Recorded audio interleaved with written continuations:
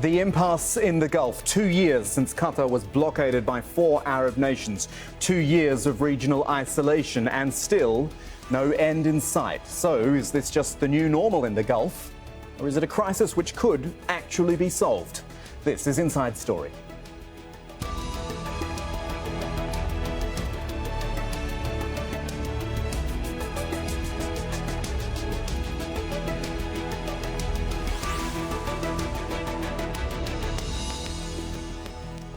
Hello everyone, I'm Kamahl Santamaria. Welcome to Inside Story. A lot can happen in 730 days, except, it seems, in the Gulf crisis. In fact, arguably the standoff between Qatar and the group of 4 Arab nations which blockaded it is still where it was some 2 years ago.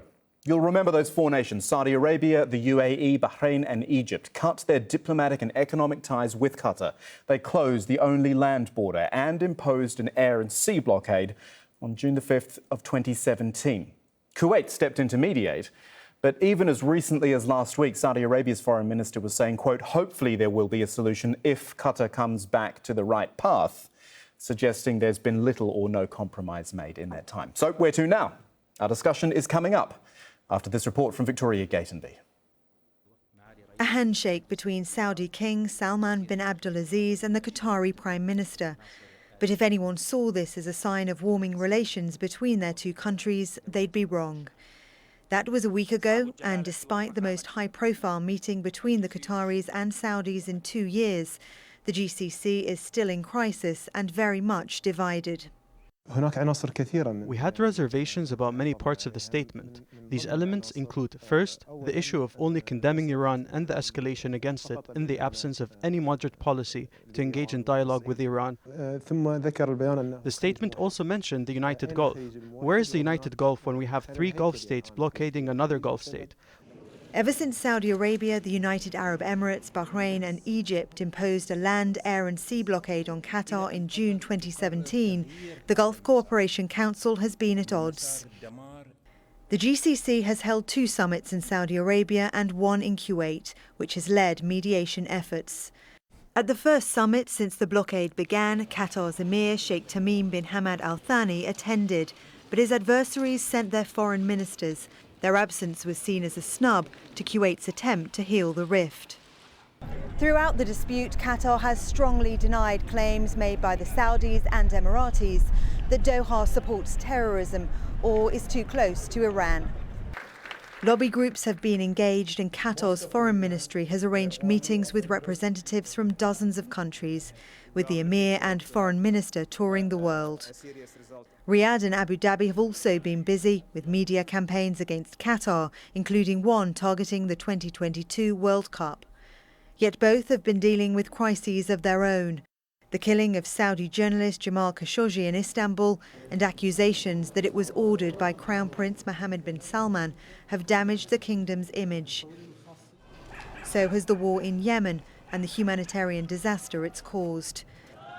Both the Emiratis and Saudis have been accused of committing human rights violations there, and Qatar says that's the real reason it's being targeted by its neighbours. But the blockade appears to have had little effect. In the past 2 years, trade between Qatar and Iran has increased, and Qatari media outlet Al Jazeera and others are operating freely, despite demands by the Saudis and Emiratis for their closure. Qatar is a country that has immensely grown and has a lot of positive development since the crisis because they have a lot more freedom to maneuver, freedom to choose their suppliers, choose their partners in the region without being hamstrung or tied down to a UAE and Saudi dictate. As the GCC crisis enters its 3rd year, division and distrust between the Council's members appear to be becoming the norm. And if people in the Gulf begin to accept that reality, that could make changing it more difficult in the long run. Victoria Gatenby, Al Jazeera.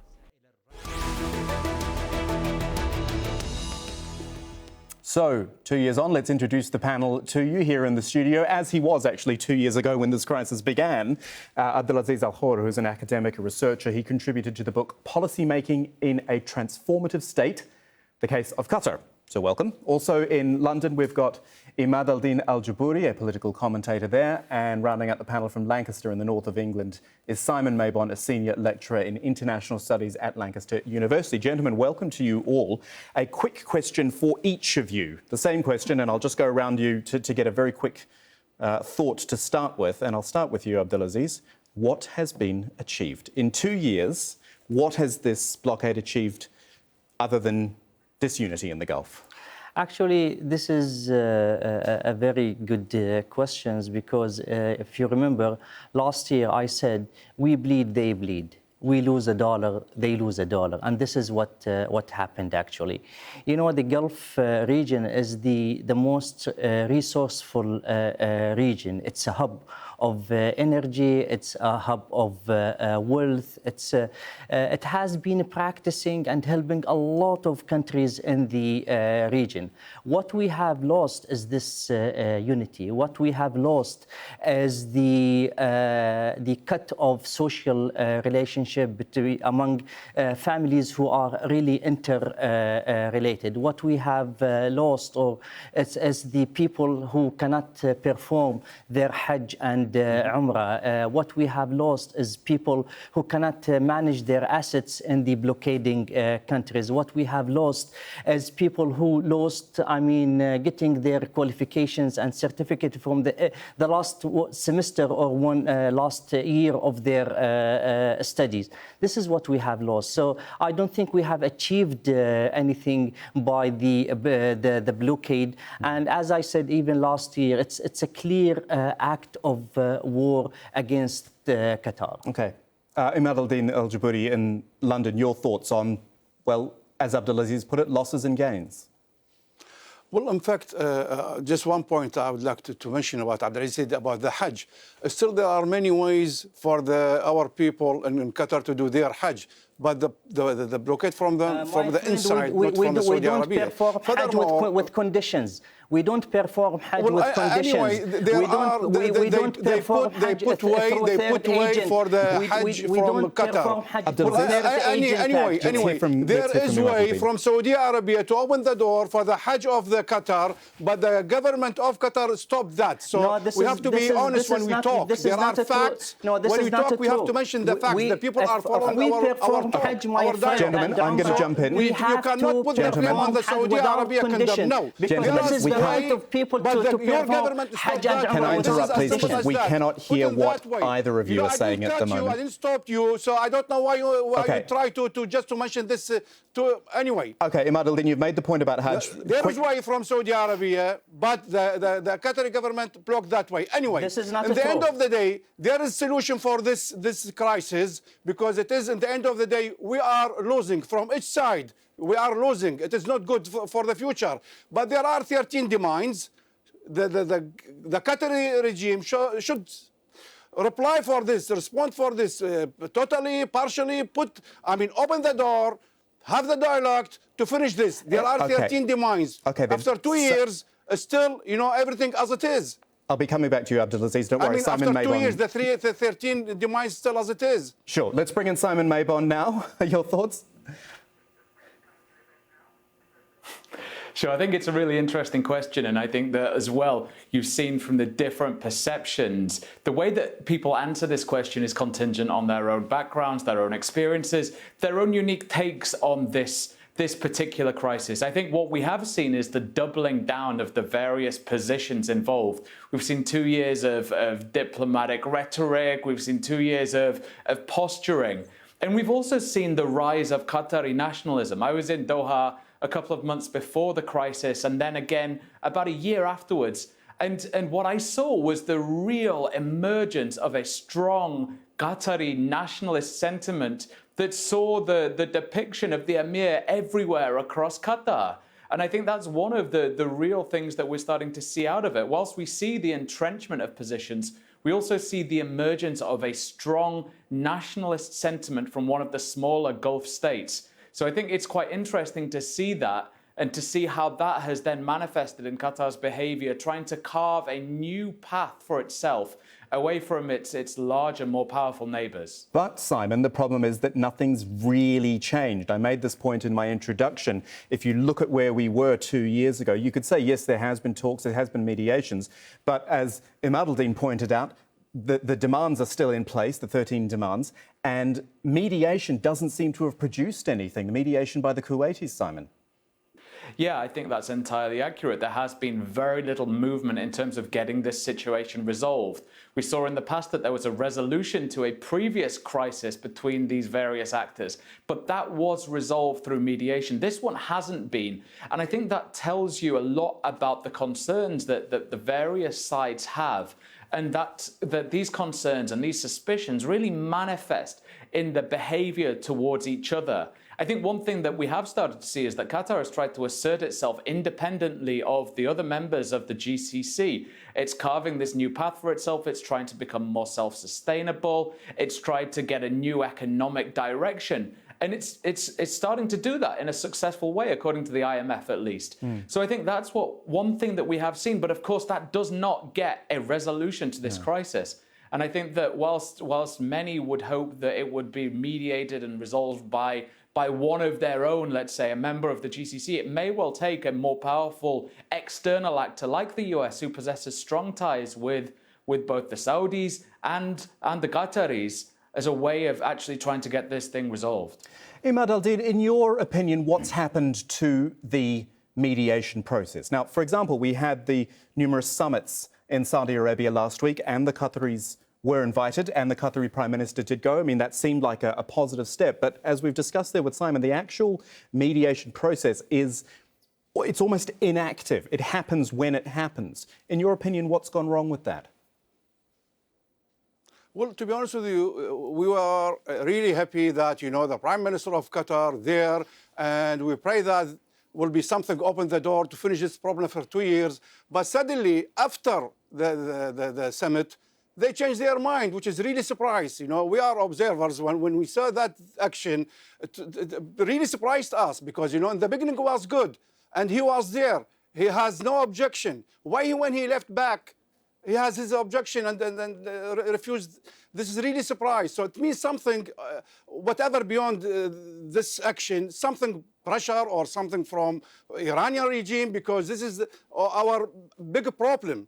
Because still the Qatari regime stand by the Iranian regime, and the Iranian regime, sectarian, in control of 4 Arabic countries, still a project, sectarian project in our lands, and dividing our societies. So this is why when Qatar stand by the Iranian regime, this is a big problem. Furthermore, even the president of USA always repeated that the terrorism comes from Iranian regime. So why Arabic countries, part of the Arabic world, leave us to go to stand by the Iranian regime? This is the confusing. And the solution by the hand of the leadership of Qatar to stop that things, stand by the Iranian regime, the sectarian regime, and be back to the Arabic world, because they are part of us. Abdulaziz?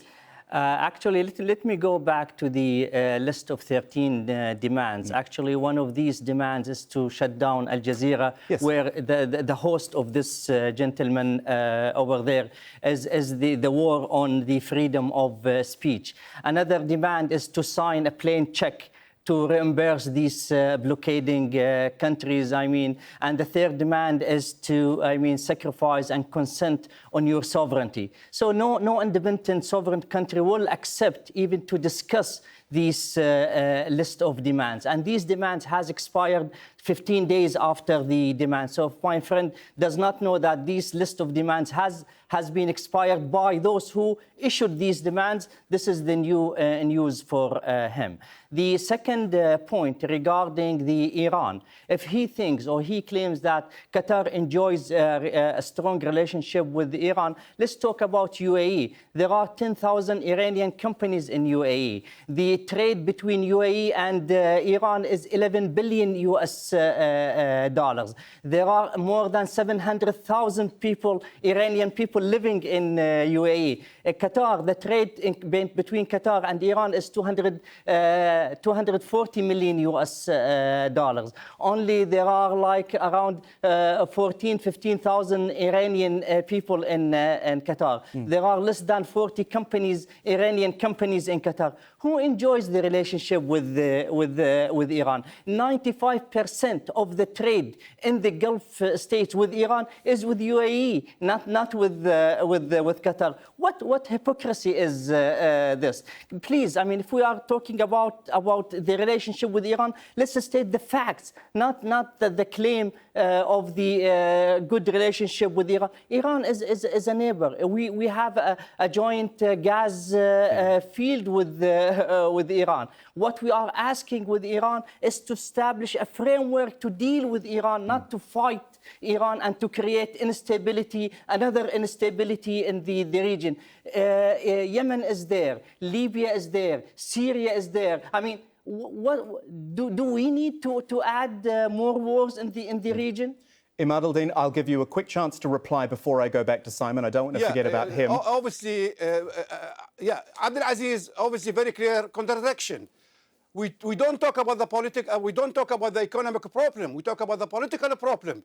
Iranian sectarian militia destroy Iraq, destroy Syria. So we're talking about political problem, not economic problem. So let any country to see whatever positive things with the economic direction. But we're talking about the political subject. Iranian has sectarian political project on the Arabic land, destroy Iraq, destroy Syria, what's happened and going on in Yemen, don't mention in Lebanon. So this is the problem. It is a political problem. Don't push into the economic problem. Yes, actually, I mean, we have this limited relationship with Iran. However, we disagree officially. We disagree with Iran and their intervention in Syria. We disagree with Iran in so many issues. But we don't have to fight with Iran because we disagree with them. We have to know how to manage this disagreement with other countries. You don't bully countries because you have differences with them. You talk, you dialogue when you have differences with people in politics and in other places as well. Okay, I'm going to leave that there only because this will turn into a complete conversation about Iran if we're not careful, and we want to talk more about Qatar and the Gulf countries. Simon, let me come back to you. You made the point that one of the impacts, I guess, of the Gulf crisis was the Qatari nationalism and other things like the industries which have popped up here, dairy, agriculture, local manufacturing, all these sorts of things. Those have been positive. I wonder if in some sense already there's actually no rush to end the blockade from the local perspective. It's been, in a perverse way, a positive. Yeah, I think that's an interesting point, and there's certainly a positive to be derived from the Qatari economy in the sense that it's forced members of the Qatari state to think about how they can address certain socioeconomic challenges in an innovative and creative way that moves beyond a reliance on their neighbors for access to a range of goods and services. We know that Qatar got a great deal of its food, of its supplies, via some of the larger hub ports, such as those in the UAE. And what this crisis has done is prompted a serious strategic rethink in terms of how Qatar positions itself within global supply chains. And we've seen, of course, some innovative approaches to those challenges. Of course, having a great deal of money has helped smooth over the process and get over the initial hardships. But I think moving forward, it may well be a positive for the Qatari economy. And that suggests to me that Doha might not be in quite as much of a rush as it once might have been with regard to getting it resolved. If, of course, there were economic hardships and people were struggling, then it would be in a much more much more pressured situation to get this resolved, but it's not. So there's very little incentive for Doha to go back to the Saudis and the Emiratis and to say, okay, well, there are the 13 demands, so we're happy to meet you on them and to discuss them. Until there is a certain amount of pressure being placed on the Qataris, then it's got very little inclination to go and give up 13 incredibly powerful things. Yeah. But, Abdulaziz, maybe I'll put this to you. Simon's made the point that there isn't an economic hardship here as such, but still a lot of money was spent in making sure that supply chains carried on when the crisis began, and that's been going on for 2 years. And you can't just keep spending all that money to fly in things because the land border's closed. It can't go on forever. Actually, that was at the beginning. Now, even shipping cost has decreased. For example, from China to Doha used to take 26 days through Jebel Ali. Now it takes 16 days with 30% less cost to import from China. The growth of Qatar 2018 was 2.9 and expected to be 3% in 2019, higher than the growth in all other GCC countries. The exportation has increased by 18%. The exports of the non-hydrocarbonic products has increased by 35%. Number of companies registered in 2018, more than 20,000 companies has been registered in 2018. Food security, now we have food security for 2 years, enough for 3 million people. We have water storages for so many months, actually. So actually, Qatar has become more self-reliant. Even the reserve in the central bank, now it's back to what it was before the blockade. It's 38 billion US dollars in reserve in the central bank. Okay. The rating of Qatar has increased, and the bonds issued by Qatar were very, very attractive to the investors, international investors. Okay. Gentlemen, let's talk about solving this crisis. The four of us aren't going to manage it, but I'm sure we've got some ideas. Imad Al-Din, let me start with you, because you raised, importantly, early on, the 13 demands, which were laid down by the 4 blockading countries. Abdulaziz made the point that no country would want to just suddenly cede those 13 things. So surely another way has to be found to get around that. Well, obviously, it's supposed to be through dialogue. 13 demands, definitely some of them very essential, very important, like, to stop terrorism, the Qatari regime, support some Islamist groups, such as Muslim Brotherhood, and other things, Jabhat Nusra Front in Syria, and other. This must be stopped. Some other points, maybe, flexible, but through the dialogue. And what might Saudi Arabia or the UAE give up? What might they compromise on? Well, obviously, we're talking about really terrorism. It comes from the Iranian. And we have to say it, some points acknowledged by the Qatari regime that, they support the Muslim Brotherhood and some other Islamist terrorists in the area. So this is very important for the whole region, not just for the Qatari and the relationship with the Iranian. That doesn't really answer my question, though. I'm more asking about compromises which we made on the other side. Not only does not answer the question, but the claim that Qatar support terrorism, the four blockading countries failed to approve and to submit any evidence that this is what Qatar is doing. So let's hear from Imad Al-Din, just because the clock is running down. Okay. Just a repetition of nonsense, groundless claims. Okay, Imad Al-Din, your answer, and then a final word from Simon. It is, as I said, acknowledged by the Qatari regime, supporting the Muslim Brotherhood, and this is supposed to stop. 4 Arabic countries decided this terrorism must stop. So the Qatari leadership supposed to respect these 4 Arab countries and cut their support and their assistance to the Muslim Brotherhood, who they are the motherhood of most of the terrorist Islamists in the area. Okay, Imad Al-Din, I'm going to interrupt you only because we're starting to run out of time, and I want to get a quick final word from Simon. There's got to be compromise somewhere along the way, doesn't there? Sure, yeah, there really does. And in order to actually get something moving forward, you have to have dialogue, you have to build trust, and building trust is incredibly difficult when there's been such animosity. To build trust, both sides are going to have some degree of compromise. They're going to have to find something to give up that the other side has been particularly worried about. And in order to do that, we're going to have to find someone to mediate. It's going to have to be someone powerful that has got a vested interest in the domestic actions of both sides, of all the different parties involved. And of course, there are some suggestions. The United States would be an obvious one. given that it has a strong relationship with the Saudis. It's got this continued military base in Qatar. Yeah. And I think that figuring out a way that trust can be built with a mediator, that is the only way that this is going to happen, because we've seen 2 years with very little movement, very little bilateral relationships, bilateral dialogue. We're still in the same place. It needs something to change, and that's probably going to be an external mediator to try and bring them all on the same side. Simon Mabon in Lancaster, Imad al-Din al-Jabouri in London, and Abdulaziz Al Horr with me here in Doha. Thank you for joining us, and hopefully, maybe we won't be having this conversation one more year from now. And thank you for watching as well. Plenty more for you online at aljazeera.com, inside stories in the shows section. If you want to see this or any of our other episodes again, we're at facebook.com/AJ Inside Story. We are on Twitter at AJ Inside Story, and I'm at Kamahl AJE if you want to tweet me directly. Thanks for joining us for Inside Story, and we will see you again soon.